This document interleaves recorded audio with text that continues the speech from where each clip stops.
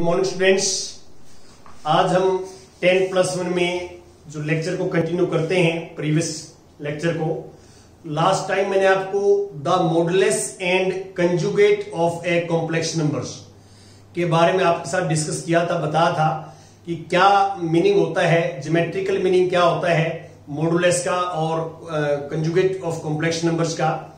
और आज हम जो टॉपिक ले रहे हैं वो देखिए कि हमारे पास सपोज करते हैं कि जेड एक कॉम्प्लेक्स नंबर है a plus iota b. This is standard form of complex number. ये कार्टेशियन फॉर्म होती है और इसको हम मल्टीप्लिकेटिव इनवर्स निकालें। Multiplicative inverse of z is 1/z या जेड इनवर्स। ये डिनोट करने का सिंबल है। 1/z भी लिख सकते हैं इसको और z इनवर्स भी लिख सकते हैं। और इसको ऐसे लिखेंगे 1/z a plus iota B. अब हम इसको स्टैंडर्ड फॉर्म में कन्वर्ट करेंगे। जो आप देख रहे हैं पहले जो है स्टैंडर्ड फॉर्म में कन्वर्ट करते हैं इसको। Multiply this a minus iota B into a minus iota B, तो we get this a minus iota B और this a plus B into a minus B, a square minus B square. तो we get a minus iota B upon a square minus iota square B square. Put iota square is -1, तो we get a minus iota B upon a square plus B square. और आप clearly देख सकते हैं कि जो numerator में है this is conjugate of Z, conjugate of Z denominator में है मॉडुलस ऑफ जेड का स्क्वायर। तो एक फॉर्मूला ये भी होता है कि multiplicative inverse of z is denoted by 1/z या जेड इनवर्स। जेड इनवर्स, तो इसको हम ऐसे लिख सकते हैं Z conjugate upon mod of Z का स्क्वायर। हम इस फॉर्मूले के अकॉर्डिंग डायरेक्ट निकाल सकते हैं। ये प्रोसीजर है निकालने का। जैसे किसी भी कॉम्प्लेक्स नंबर का हमने मल्टीप्लिकेटिव इनवर्स फाइंड आउट करना है, तो एक तो सिंपल मेथड है कि जो भी z है उसका रेसिप्रोकल कर देते हैं हम और उसको रेशनलाइजेशन करके सिंप्लीफाई करके स्टैंडर्ड फॉर्म में कन्वर्ट कर लेते हैं। सेकेंड तरीका क्या होता है कि आप डायरेक्ट फॉर्मूला लगाएं। और थर्ड मेथड भी मैंने प्रीवियस में बताया आपको, जहां आपको एग्जिस्टेंस ऑफ इनवर्स है वहां भी बताया है कि आपको multiplicative inverse of Z real part upon square of real part plus imaginary part plus iota और ब्रैकेट के अंदर -b अपॉन रियल पार्ट का स्क्वायर प्लस इमेजिनरी। डायरेक्ट वो फार्मूला भी है और आपने ये फार्मूला भी अप्लाई कर सकते हैं। ये मल्टीप्लिकेटिव इनवर्स जो है हम निकालते हैं। अब कुछ प्रॉपर्टीज होती हैं, प्रॉपर्टीज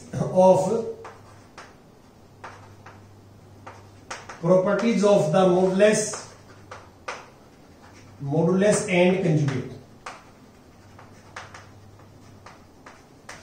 ये कुछ प्रॉपर्टीज हैं जो आपने याद करनी है। जैसे फर्स्ट प्रॉपर्टी है, हम किसी भी कॉम्प्लेक्स नंबर को उसको कंजुगेट से मल्टीप्लाई करें तो मॉडुलस ऑफ स्क्वायर आ जाता है।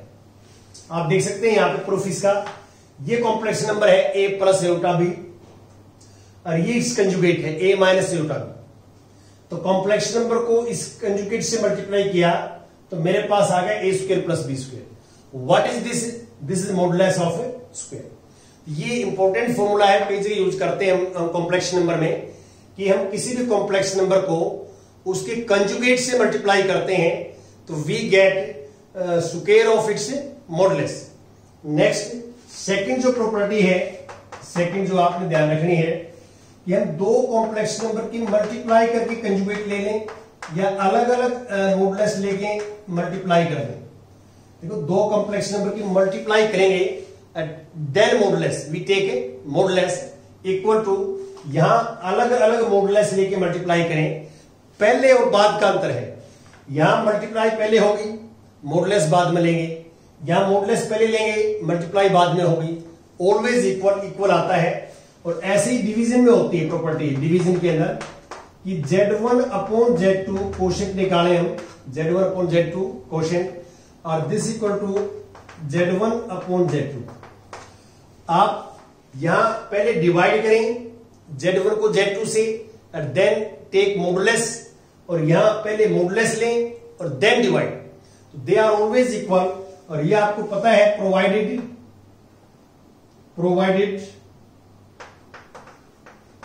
Modulus of Z2 not equal to 0। तो आपको ये हम बार बार बताते हैं कि जो डिनोमिनेटर है, डिनोमिनेटर वो कभी भी 0 नहीं होना चाहिए मैथमेटिक्स के अंदर। तो ये ध्यान रखें, ये मॉडुलस नॉट इक्वल टू 0 है तो Z complex number is automatic not equal to 0। किसी भी कॉम्प्लेक्स नंबर का मॉडुलस नॉट इक्वल टू 0 है तो Z is not equal to 0। ये जो है लिखने की जरूरत नहीं है। अब ये कंजुगेट की प्रॉपर्टीज है, जैसे ये फोर्थ प्रॉपर्टी है। फोर्थ में क्या है कि मल्टीप्लाई करें, दोनों की इकट्ठा कंजुगेट लें तो Z1 कंजुगेट Z2 कंजुगेट। और फिफ्थ प्रॉपर्टी है कि जो है plus minus Z1 plus Z2 का कंजुगेट तो अलग अलग कंजुगेट के इक्वल होता है, और यहां माइनस होगा तो माइनस आ जाएगा। बीच में प्लस भी हो सकता है और बीच में माइनस भी हो सकता है। और फिफ्थ प्रॉपर्टी कंजुगेट की जो है डिवाइड वाली है, ये प्रॉपर्टी नंबर 6 है कि Z1 upon Z2 whole conjugate. इसका मीनिंग क्या है कि Z1 को पहले Z2 से डिवाइड करेंगे और देन टेक कंजुगेट, और यहां है कि पहले कंजुगेट लेंगे देन डिवाइड, और यहां मॉडुलस जो है of Z2 not equal to 0 ये है। तो यहां ये ऑटोमेटिक मीनिंग है, कोई बच्चा समझ ले इस बात को कि modulus of Z not equal to 0 if and only if Z not equal to 0। यदि मैं Z equal to not equal to 0 लिखता हूं तो इसका मीनिंग क्या है कि modulus of Z not equal to 0। आप कोई भी complex non zero complex number है तो उसका मॉडुलस निकालोगे 0 नहीं आ सकता, नॉन जीरो ही आएगा। और किसी भी कॉम्प्लेक्स नंबर का मॉडुलस नॉट इक्वल टू 0 है तो कॉम्प्लेक्स नंबर 0 नहीं आएगा, नॉन जीरो ही आएगा। ये दोनों एक दूसरे से जुड़े हुए हैं, तो इसकी आपने चिंता नहीं करनी। कई बार ये लिख देता है, कई बार ये लिख देता है इस लॉ में, जो कोशेंट लॉ होता है उसमें, जो कंजुगेट का हो या मॉडुलस का कोशेंट लॉ हो, तो इसका मीनिंग ये है, ये सही है तो ऐसा हो सकता है, this is true this, if and only दोनों साइड से। इफ एंड ओनली इफ का मीनिंग ये होता है इफ दिस इज ट्रू तो दिस इंप्लाइज दिस, और this is true this implies this, दोनों साइड से ट्रू होता है, ऐसा हम करते हैं। तो ये कुछ प्रॉपर्टीज मैंने जो आपको बताई हैं, जो आपने मॉडुलस की, कंजुगेट की definitions, multiplicative inverse, existence of additive identity, existence of multiplicative identity और डिस्ट्रीब्यूटिव लॉ, तो ये आपको मैंने जो लॉज बताए हैं ये मैथमेटिक्स के लिए काफी इंपॉर्टेंट है। इनके बगैर हम मैथमेटिक्स का जो है एग्जैक्ट जो है रियलाइज नहीं कर सकते मैथमेटिक्स को। तो इसलिए ये जो इंपॉर्टेंट भी है हायर क्लासेस के लिए, और इन क्लासेस के अंदर भी काफी जो है इनका रोल रहता है। तो now we take example number 5। तो फिफ्थ एग्जांपल लेते हैं। फिफ्थ एग्जांपल क्या है? Find the multiplicative inverse of this. देखिए हमारे पास एक कॉम्प्लेक्स नंबर है 2 - 3 होगा। तो मैंने आपको बताया कि इस कंप्लीट चैप्टर के अंदर जो भी कॉम्प्लेक्स नंबर है, किसी भी टाइप से कॉम्प्लेक्स नंबर लिख सकते हैं हम, तो उसका सबसे पहले आप नेम रखेंगे, let this complex number is denoted by Z। सबसे पहला काम आपका यही है कि कॉम्प्लेक्स नंबर्स का यदि आपको नाम नहीं दिया हुआ तो सबसे पहले उसका नाम Z, Z1, Z2, क्योंकि कॉम्प्लेक्स नंबर को हम जनरली जो है Z से डिनोट करते हैं। अब इसका हमने मल्टीप्लिकेटिव इनवर्स निकालना है, तो इसके 3 मेथड्स हैं आपके पास। एक तो ये है कि भाई हम इसका रेसिप्रोकल करें, 1/Z लिखें और इसको जो है सिंप्लीफाई करके सिमिलर फॉर्म में लिखें। दूसरा तरीका है डायरेक्ट लगा दें, ये वाला फॉर्मूला डायरेक्ट लगा दें। और तीसरा जो है मैंने आपको जहां डेफिनेशन बताई थी वो लगा दें। तो इनमें से कोई भी आप फॉर्मूला लगा सकते हैं। तो आप मान लो मैं पहले वाला मेथड करता हूं, method first multiplicative inverse of Z is 1/Z, और 1/Z को हम लिखें 2 - 3 होगा। अब इसको रेशनलाइजेशन करते हैं, 2 + 3 होगा एंड 2 + 3 होगा। मैंने आपको बताया था कि अयोटा की वैल्यू स्क्वायर रूट ऑफ -1 होती है। स्क्वायर रूट को हम एलिमिनेट कर रहे हैं, यहां अयोटा को एलिमिनेट कर रहे हैं डिनोमिनेटर में से, और 9th 10th में हम क्या स्क्वायर रूट को एलिमिनेट करते थे।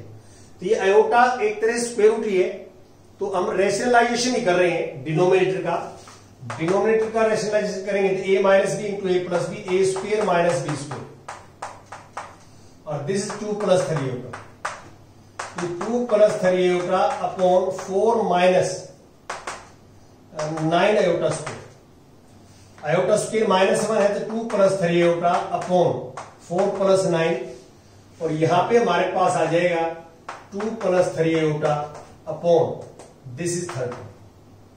इसको हम ऐसे लिख सकते हैं 2/13 और प्लस 3/13 आयोटा, ऐसे निकाल सकते हैं। एक मेथड ये हो सकता है मल्टीप्लिकेटिव इनवर्स निकालने का। सेकंड मेथड है कि डायरेक्ट फार्मूला लगाते हैं। डायरेक्ट फार्मूला क्या कि आपको ये बता रखा है कि जेड हमारे पास स्टैंडर्ड फॉर्म में है, तो मल्टीप्लिकेटिव सेकंड मेथड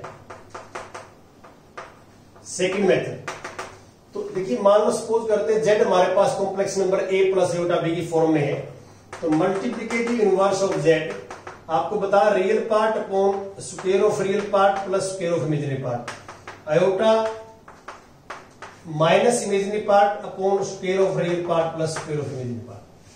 अब ये डायरेक्ट फॉर्मूला आपको ऑलरेडी मैंने बताया, जहां द एग्जिस्टेंस ऑफ इनवर्स, जहां मैंने बताया आपको प्रॉपर्टीज, वो डायरेक्ट फॉर्मूला है। तो आप यहां a की वैल्यू क्या है 2 है और b की वैल्यू -3 है, तो a को 2 पुट कर दीजिए, b को -3 पुट कर दीजिए, वी गेट दिस रिजल्ट, ये रिजल्ट डायरेक्ट आ जाएगा हमारे पास। और तीसरा ये है कि आपका जो है ये कंजुगेट निकालें आप, थर्ड मेथड इसका ऐसे निकाल सकते हैं आप, थर्ड मेथड कि आप इसमें ये है हमारे पास z 2 - 3 होगा, और आप मान लो ये फॉर्मूला अप्लाई करते हैं z conjugate upon mode of z square, यहां पहले z कंजुगेट निकालेंगे तो इमेजिनरी पार्ट का साइन चेंज होता है। कल मैंने आपको बताया था कि हम किसी भी कॉम्प्लेक्स नंबर का कंजुगेट फाइंड आउट करते हैं तो जो रियल पार्ट है उसका साइन क्या हो जाएगा, चेंज, इमेजिनरी पार्ट का साइन क्या हो जाएगा, चेंज। और मोड ऑफ z निकालेंगे, modeless of z, this is square of real part plus square of imaginary part, और दिस इज यहां से आ जाएगा √30।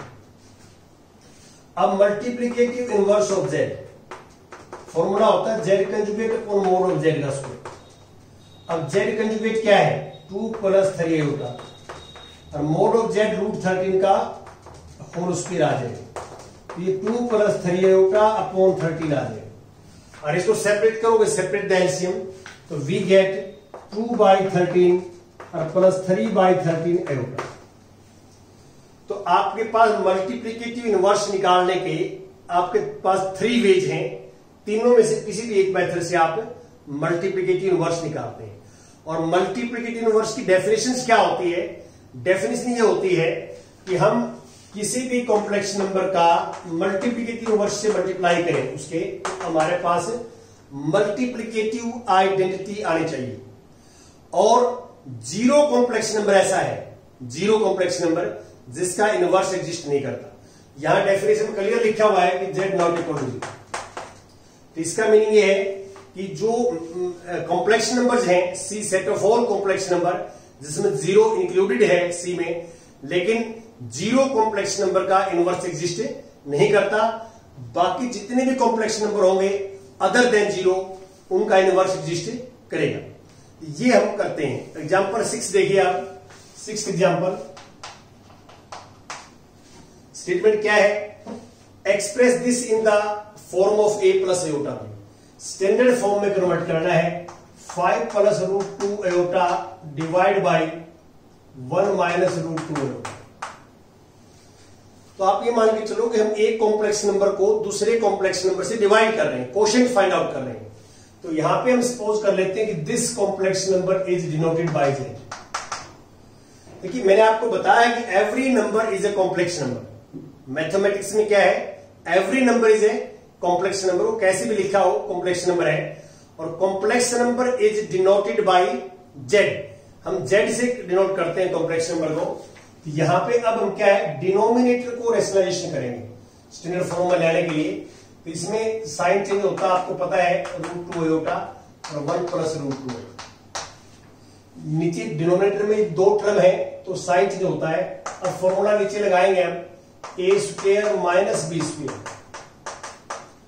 अब मल्टीप्लाई करेंगे पहले 1 किन के साथ तो सेम आ जाएगा, फिर √2 किसके साथ तो 5√2 आयोटा, अब इसके साथ +2 iota square, +2 iota, iota square को -1 लिखेंगे, आयोटा स्क्वायर को -1 लिखेंगे, 5 प्लस ये दोनों सेम है, लाइक टर्म है ऐड हो जाएंगे, 6√2 आयोटा, एक जैसी है बिल्कुल, एक जैसी जो टर्म होती हैं वो ऐड हो जाती हैं आपस में, √2 में आयोटा आयोटा में, ये इकट्ठा कर दिया तो -2, और यहां 1 + 2 आयोटा स्क्वायर, यहां पर रीजन दे सकते हैं आप because iota square is -1, iota square की वैल्यू -1 है, पुट कर दिया हमने। अब ये 5 में से 2 माइनस करेंगे तो वी गेट 3, और यहां 3 आ जाएगा, आयोटा स्क्वायर -1 + 2 3, अब 3 कॉमन लेंगे हम तो 1 + 2√2 आयोटा अपॉन 3, 3 से 3 कैंसिल तो वी गेट 1 + 2√2 आयोटा, ये आंसर है। ये ए है और ये बी, ए + बी आयोटा, ये हमने इसको स्टैंडर्ड फॉर्म में कन्वर्ट कर दिया। जैसे आप रेशनलाइजेशन का कॉन्सेप्ट था बिल्कुल सेम पैटर्न है। अब लास्ट आता है इसमें आयोटा रेज टू पावर -35, इसका सेकंड पार्ट है आयोटा रेज टू पावर -35, इसको हमने स्टैंडर्ड फॉर्म में कन्वर्ट करना है। तो let this will be Z, ये जेड है, तो इसको हम नेगेटिव पावर, देखिए मैथमेटिक्स के अंदर कहीं भी नेगेटिव पावर हो, मैथमेटिक्स के अंदर मेक इट पॉजिटिव, उसको पहले पॉजिटिव बनाइए और फिर सिंप्लीफाई करिए। तो अब ये नेगेटिव है तो इसको डिनोमिनेटर में लेके जाएंगे तो ये पॉजिटिव हो जाएगी। ये आप लोअर क्लासेस में फॉर्मूले पढ़ चुके हैं कि बेस को ये न्यूमरेटर में है बेस आयोटा, डिनोमिनेटर में लेके जाएंगे तो पावर का साइन क्या होता है चेंज। अब आपको पता है कि आयोटा स्क्वायर की जो वैल्यू होती है, आयोटा स्क्वायर की वैल्यू -1 होती है, इसको स्क्वेयरिंग बोथ साइड करें तो आयोटा 4 की वैल्यू 1। अब इसको 4 का मल्टीपल बढ़ाएंगे, 4 का मल्टीपल, तो हमें पता है कि 36 जो है 4 का मल्टीपल होता है, तो आयोटा से डिवाइड और आयोटा से मल्टीपल, क्योंकि यदि सीधा 1 बन जाए तो 1 रेज टू पावर जो है कोई फाइनाइट नंबर है तो वैल्यू 1 आती है। तो अब आप क्या लिखोगे, iota into iota raise to power 36, ये 36 4 का मल्टीपल है, 36 इज मल्टीपल ऑफ 4, इसलिए हमने बनाया है इसको लिख देंगे आयोटा 4 रेज टू पावर 9। देखो पावर्स के ऊपर पावर मल्टीप्लाई में होती है, तो 4 9 का 36 हो जाएगा, और अब ये वैल्यू पुट करेंगे तो iota into 1 raise to power 9, because iota 4 is 1 और 1 रेज टू पावर 9 इज 1, तो दिस इज आयोटा, इसको लिख सकते हैं 0 + 1 आयोटा, 0 + 1 आयोटा। तो ये a + आयोटा b की फॉर्म में स्टैंडर्ड फॉर्म में हमने कन्वर्ट कर दिया। Thank you very much.